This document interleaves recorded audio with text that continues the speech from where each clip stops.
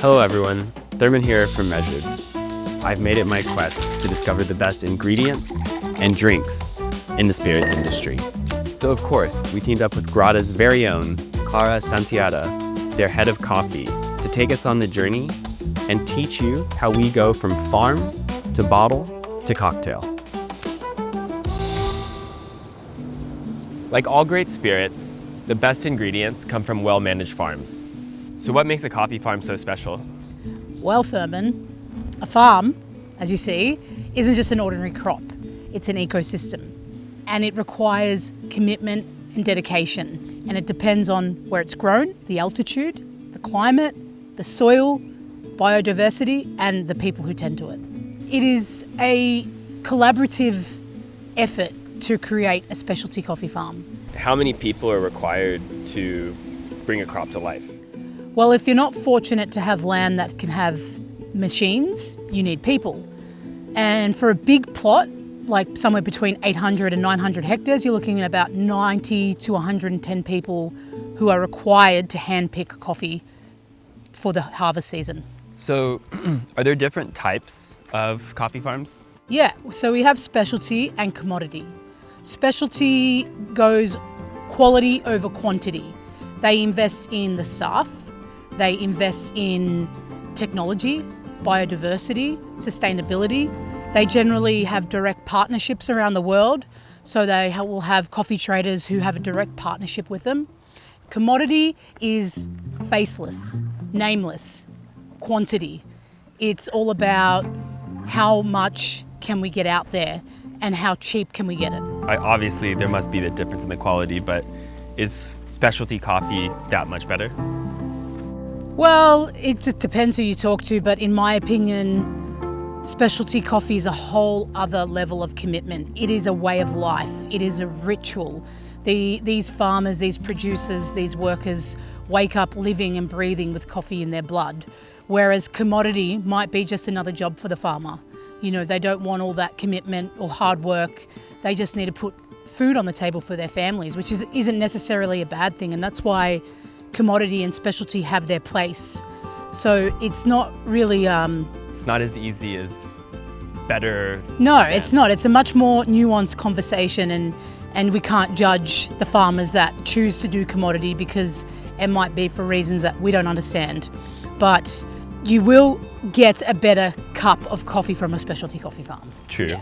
And I suppose on the commodity side, it offers affordable coffee to people that might not necessarily be able to have specialty coffee. Exactly. You know, specialty coffee is a privilege, and not everyone can afford to indulge in that privilege.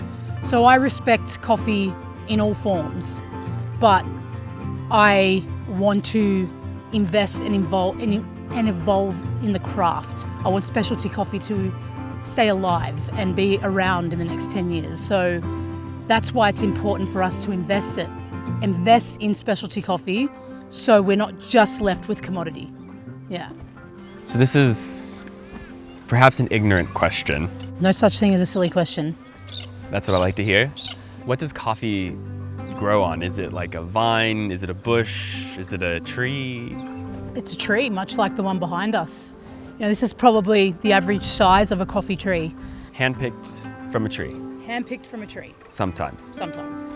And how long does it take for a tree to reach its full maturity? Well, it's insane. It takes 2.5 years for a coffee tree to grow to full maturity.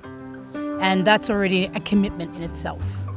And what's the yield like? Is it like every season a tree can produce, or does it need to rest? So a coffee tree requires a huge amount of energy from the sun, water, biodiversity. So the yielding is every second season is a good yield. So you'll get a low yielding season one year and a high yielding season the next year. So on coffee farms, essentially half their crop yields 1 year, half the crop yields a second. Yeah, and that's why it's such a commitment to grow specialty coffee, because these farmers have to juggle plots. So that plot is grown at a different time to this plot. So that plot will be the high yielding season 1 year and the low yielding season another. Yeah. So I now know coffee comes from trees. It's a complex process, lots of time and energy. You've mentioned hand harvesting, you've mentioned commercial farms. Can you tell me a little bit more about the differences in types of harvesting and how coffee is harvested from the tree?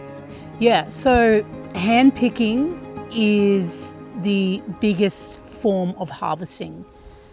Brazil has mechanical harvesting because their terrain is a little bit more like of rolling hills, not steep mountains where you can't have machinery or tractors. So they're the two main forms of harvesting, mechanical or hand picking. And how long does a harvest typically take?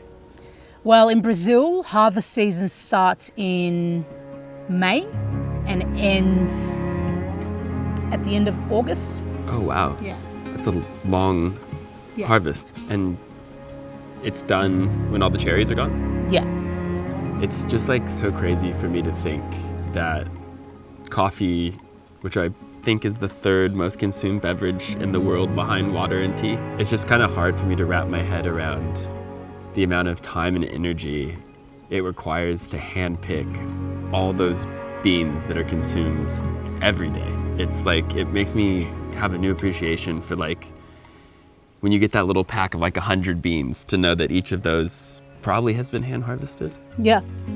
Yeah, and that's what we want to do. We want to connect people more to the process, to the people, and that it's not just a disposable product that you find on the shelf. It has a whole different life before it gets to you.